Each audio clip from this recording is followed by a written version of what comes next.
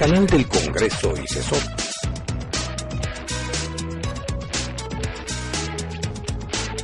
Presentan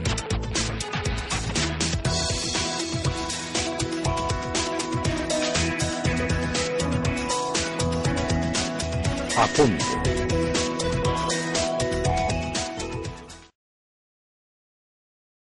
Estado en el censo, los 25 municipios. 125, sí. 125 municipios con menor desarrollo humano. Estamos hablando que es un porcentaje importante de los municipios del país. Sí.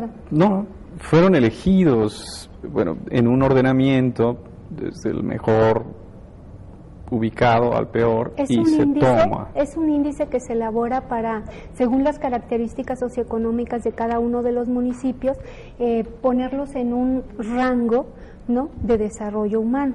Entonces esos 125 municipios ya habían sido seleccionados y ahora se recuperó información y en la base de datos están seleccionados. O sea, eso nos permite, la base de datos del censo del cuestionario ampliado son 79 preguntas del cuestionario, o sea, nos permite hacer un análisis muy profundo sobre esas poblaciones. Es una de las grandes ventajas del censo de población. ¿Ya se habían medido anteriormente estos municipios? No a este nivel, no a través del censo. Sí sabemos datos de los municipios en el censo, que todavía no salen, por cierto. Sí, porque vemos que en general hay una constante, que es el tema de vivienda. Y ahorita platicando con ustedes, que son los expertos en el tema, hemos visto que ha sido una de las preocupaciones centrales. Pero ¿qué datos nos muestra este censo para determinar los avances a nivel municipal sobre todo? Sí, pues bueno, el tema de vivienda atraviesa todas las instancias, ¿no? Los datos que nos muestra son todas las condiciones de equipamiento, de constructividad, de uso del espacio, es lo que nos da el censo. A niveles, o sea, en el cuestionario ampliado, por supuesto, se tiene mayor información que el cuestionario básico que fue aplicado a todo el país. El cuestionario ampliado solo fue aplicado a una muestra del 10%, ¿no? Claro. Esta información nos permite ver que sí hubo una mejora en cuanto a equipamiento e infraestructura. Fundamentalmente parecería que el programa de piso firme funcionó bastante bien, porque de 19% de viviendas que teníamos en el año 2000 con piso de tierra, ahora tenemos nada más un 6%, ¿no? Las condiciones de agua al interior de la vivienda también mejoraron del 2000 al 2000. O sea, los programas sociales sí funcionaron. Funcionaron en ese sentido, sí. ¿No? No podemos saber mucho de la calidad, o sea, sabemos de la cobertura de los programas. ¿Por qué en unos municipios sí están funcionando y en otros no tanto? Tal pareciera que no necesariamente. En términos macro, la brecha se ha cerrado. Y hay unos municipios que tenían necesidades enormes. Y en ellos la brecha se ha cerrado más rápido, pero aún así quedan muchas viviendas con muchas necesidades. Hay otro factor que también ha mejorado mucho: el fuego abierto en las viviendas como forma para cocinar.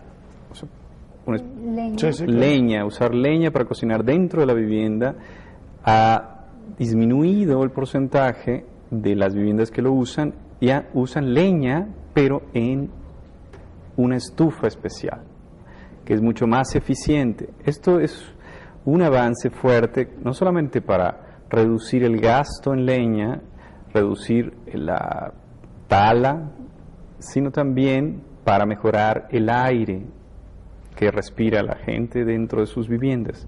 Sí, sobre todo las condiciones de salud de ellos. Claro.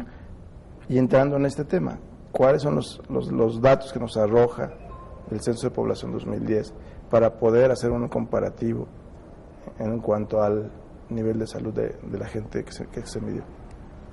Tenemos, por ejemplo, información sobre cobertura, ¿no? Derecho a biencia, uso de servicios, el tipo de el tipo de servicios no lo podemos tener a través del censo, o sea, no sabemos si es servicio básico, sino nada más. El censo nos da nada más cuál es la cobertura, derecho a audiencia y servicio. O sea, uso de servicio. ¿A qué lugar fue? Pero no mide la calidad de la... No es posible medir a través de una encuesta tan grande la calidad. ¿Y lo hace en materia educativa? No, tampoco mide la calidad. La calidad se mide por otros medios. Lo que se mide en el censo es simplemente ante la pregunta de sus hijos asisten a la escuela, cuál fue el grado último que usted consiguió en su formación, la gente responde.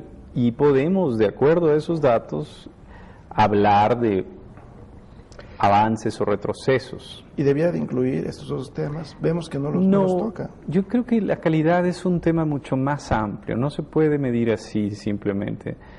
La calidad se mide tanto en salud como en educación a través de exámenes homogeneizados para todo el país, es decir, estandarizados, para todo el país. Para el caso de educación, y para el caso de salud igual. Y para el caso de salud es mucho más difícil.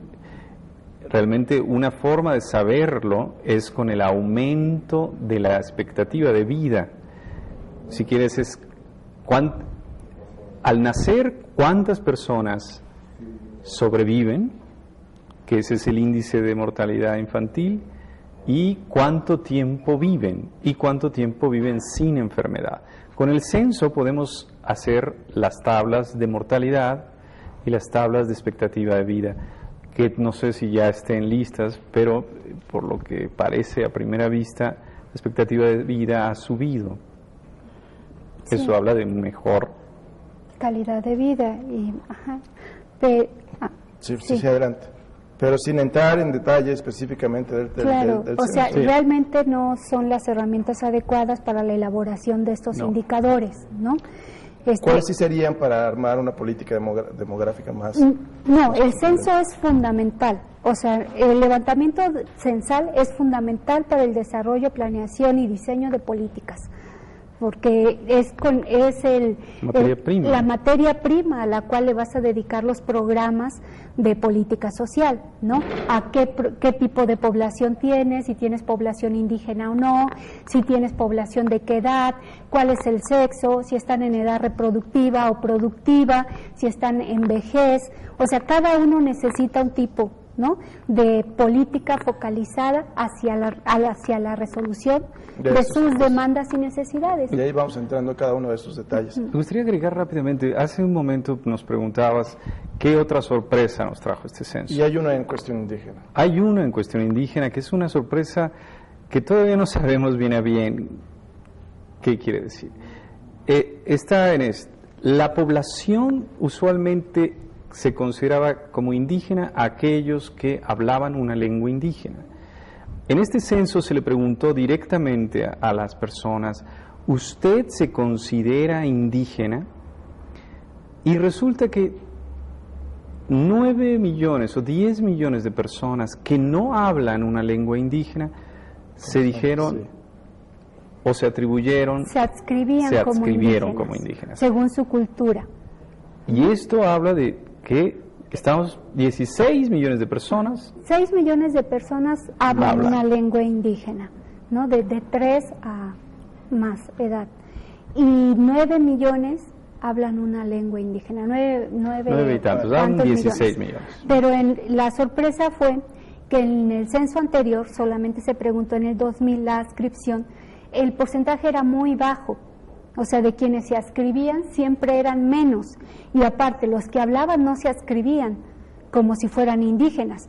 Ahora solo tenemos 400,000 personas que hablan lengua indígena, pero no se adscriben. Y hay 9 millones que no lo hablan, pero se adscriben. Entonces ¿Cuál es el dato entonces, de acuerdo a la cifra? El dato realmente es que según la Constitución y la última reforma para los pueblos indígenas, aquellos que se reconocen como indígenas son los que se autodescriben.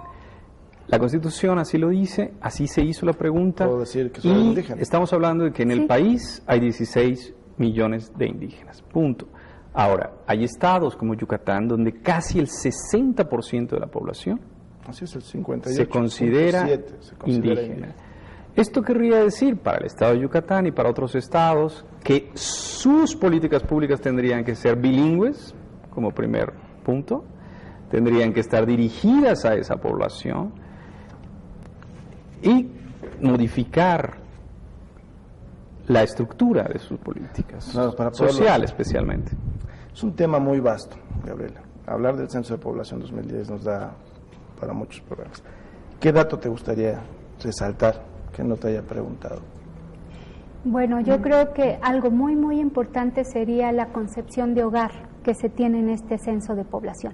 Realmente es la concepción que se tenía en 1970 y el problema de no considerar el hogar como la unidad en la que se comparte un gasto, ¿no? Nada más considerar y equipararlo a vivienda, nos complica las comparaciones con censos anteriores. La definición de hogar de ahora es la de hogar censal de 1970. Está muy bien, o sea, podemos comparar con 1970. ¿Pero sigue funcionando igual? Sigue, pero ahora no podemos comparar ni con 90, ni con 2000, ni con 2005, ni con 1995. ¿No? Las comparaciones, bueno, son aproximaciones y yo sé que los hogares son menos que viviendas, pero de cualquier manera va a haber que hacer ciertos malabarismos estadísticos para poder hacer las comparaciones. Doctor Sales.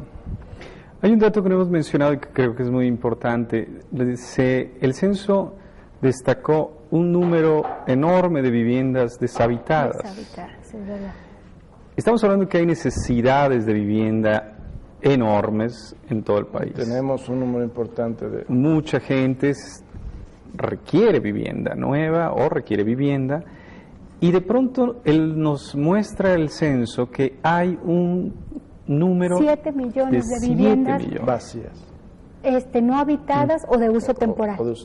Esto para la política de vivienda tiene que ser un dato escandaloso, es decir, habría que iniciar todo un proceso de recuperación de estas viviendas y evitar lo que ha sucedido, que es una construcción, yo creo, sin ninguna regla, que lo único que hace es expandir la masa de las zonas metropolitanas, claro, y no promueve en ninguna circunstancia cohesión social, ni bienestar, ni calidad de vida en las ciudades grandes, que tenemos ya muchas.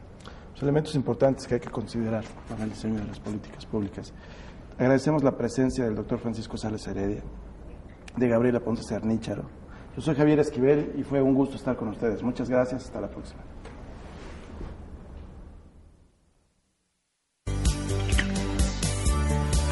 Canal del Congreso, el canal de la Unión, presentó.